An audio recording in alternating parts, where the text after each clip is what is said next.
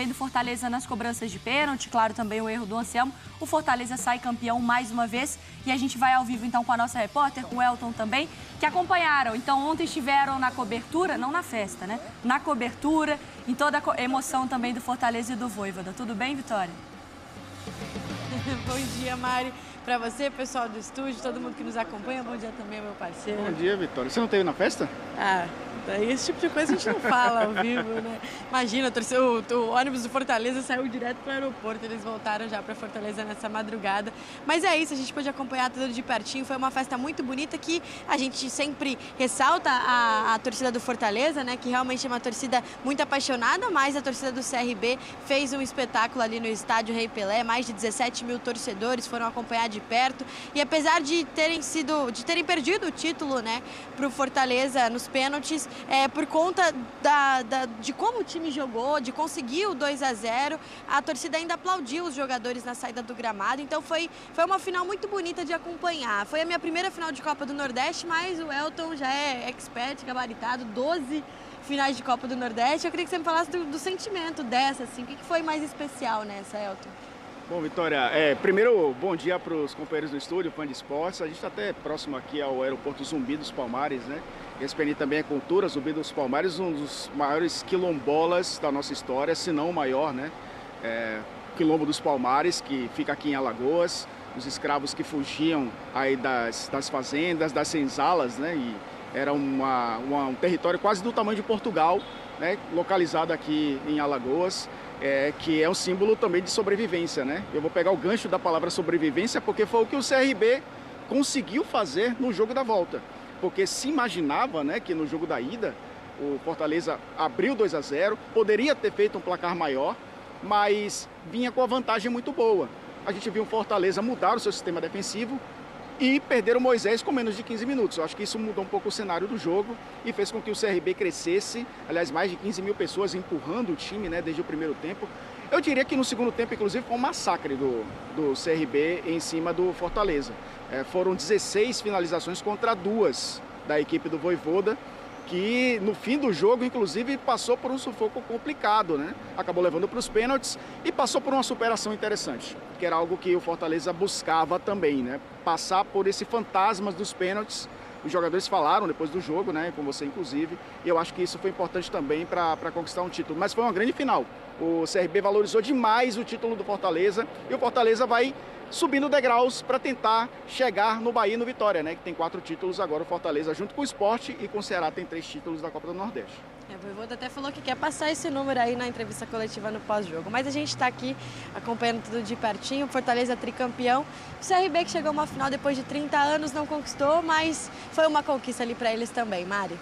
Pois foi emocionante, né? Pelo contexto e é isso que o Elton falou. Acho que valorizou também o título do Fortaleza, porque aquele 2-0 parecia que já estava definido na ida.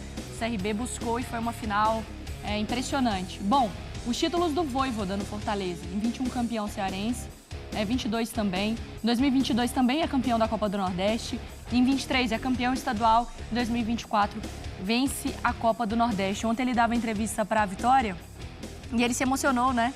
A Vitória até falou, nossa, eu tô vendo seus olhos ali, né, brilhando.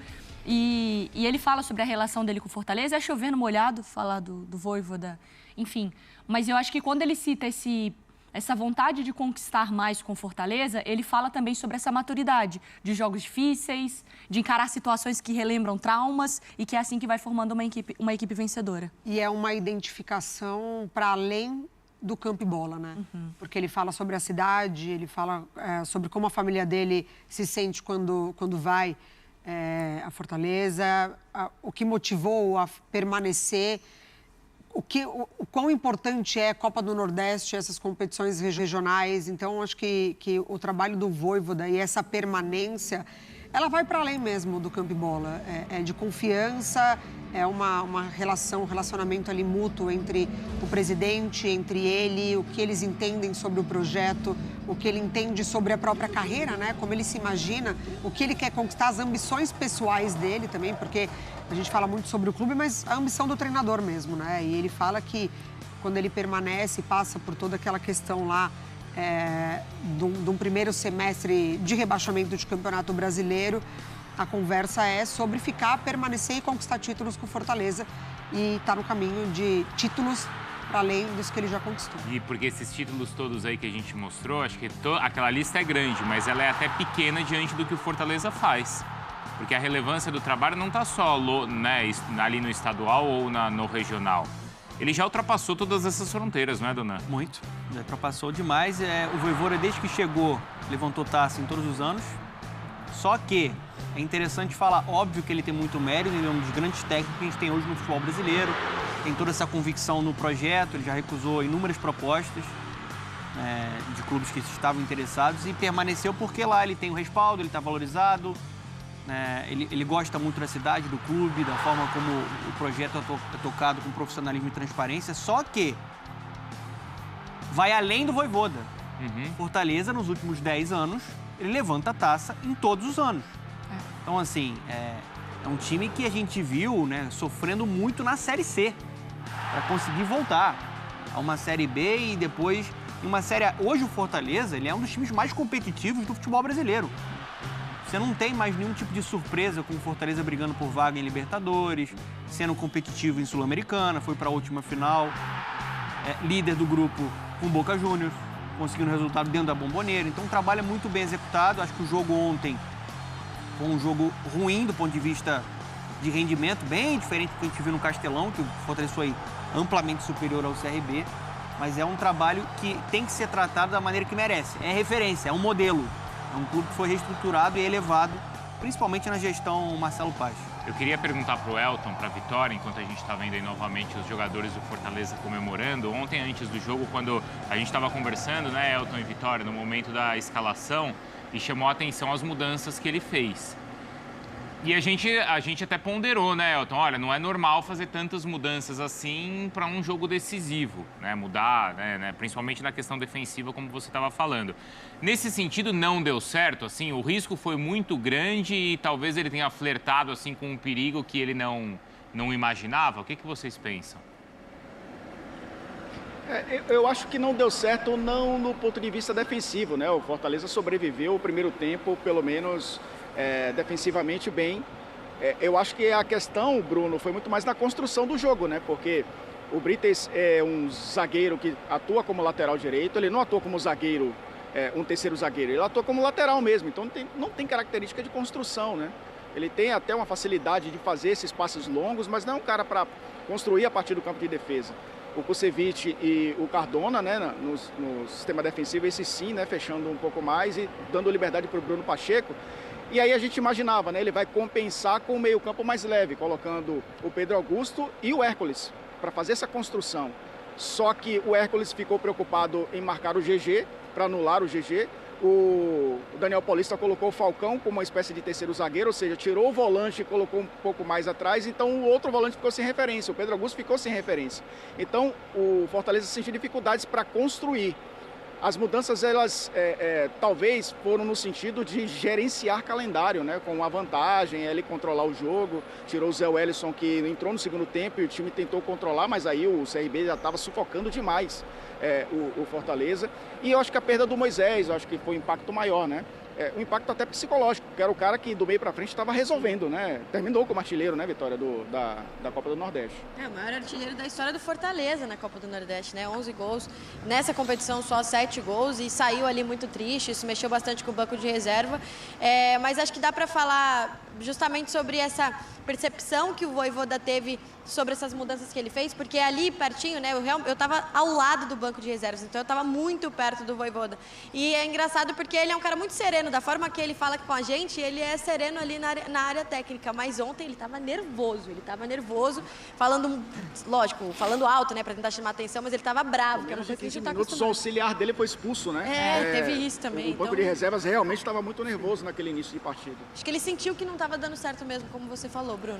No final do jogo ele estava ruim unha. Tava, passando a mão na cara, passando a mão na cabeça. Tava aquela pressão toda ali do Ele não perde time qualquer do jogador, O cara foi importante no jogo anterior, por exemplo. Isso pode mudar toda uma estratégia, pode desestabilizar ali momentaneamente. Mas assim, quando acaba uma temporada e o time é campeão, mesmo tomando um revés ali de 2-0, enfim, O torcedor termina o ano e fala, terminei o ano com título, tô bem, tá nem aí se foi 2-0, se passou um sufoco ou não.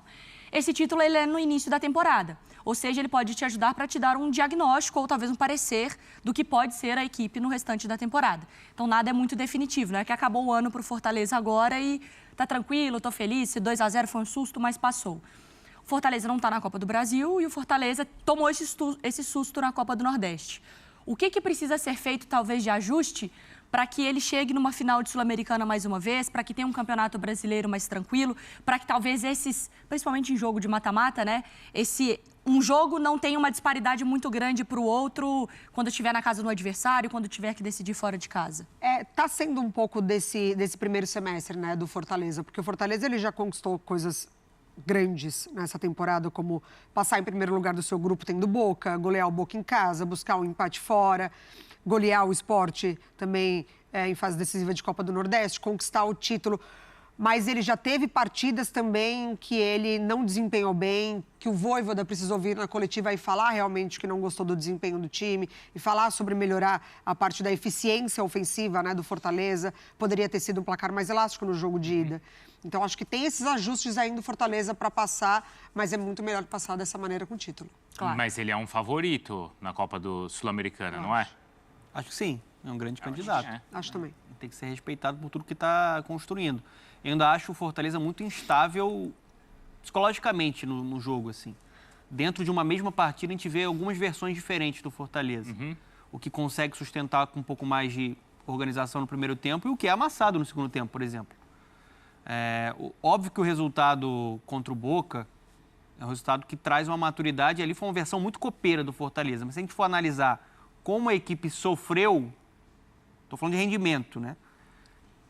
É algo que o Vojvoda vai ter que encorpar ainda nesse time, porque a gente viu em alguns momentos contra o Boca, por exemplo, o time sendo moído também, pelo contexto, pela pressão da arbitragem, pela pressão de um time como o Boca, consegue o resultado, a gente tem que valorizar. Mas eu acho que é um time muito instável e é um time que precisa crescer nessa parte de eficiência. O Vojvoda está falando isso desde o início da temporada. É um time que é pouco contundente, ele cria, nem foi o caso ontem, mas, no geral, ele costuma criar muitas oportunidades, mas não consegue ser eficiente. Isso custou a Copa do Brasil, talvez, né? No primeiro muito, jogo. Muito, contra o Vasco. E eu lembro isso desde o ano passado, talvez, a gente conversando aqui com o Marra, e ele falando, o Fortaleza cria, não é que o Fortaleza não ataca. É que em alguns momentos ele não consegue colocar essa bola para dentro. A gente discutia ali quem ia ser o atacante principal ali, o centroavante, como que o Fortaleza ia conseguir colocar essas oportunidades para dentro do gol, né? Agora, foi muito importante ter conquistado ontem nos pênaltis. Assim, muito importante para o Fortaleza. Para além do que a gente pode pensar, assim, do que ficou de todos os títulos que perdeu dessa maneira. Vamos nos despedir, então, ali da Vitória e do Elton, parabenizando mais uma vez também, claro, o pessoal do CRB, que faz uma temporada fantástica. Copa do Brasil, Copa do Nordeste, o Campeonato Estadual também. E para vocês, boa viagem, porque aí é aeroporto, né? Aí, não é? Eles estão no aeroporto, então bom retorno aí para vocês. Até mais, pessoal. Inclusive, eu estou um pouco preocupado, né, Vitória? Porque passou um carro agora aqui e o cara gritou, esse é o cara das figurinhas. Isso está tomando uma escalada muito preocupante na minha vida, né? Mas, enfim... Assuma seu personagem. Enfim, a fama nacional. Tá difícil, viu? Que beleza. Mais um abraço para vocês, companheiros, fã de esportes. Vitória, um prazer estar com você aqui nessa cobertura, uma final espetacular. O DB do Donan aí, viu, gente? Grande abraço a todos.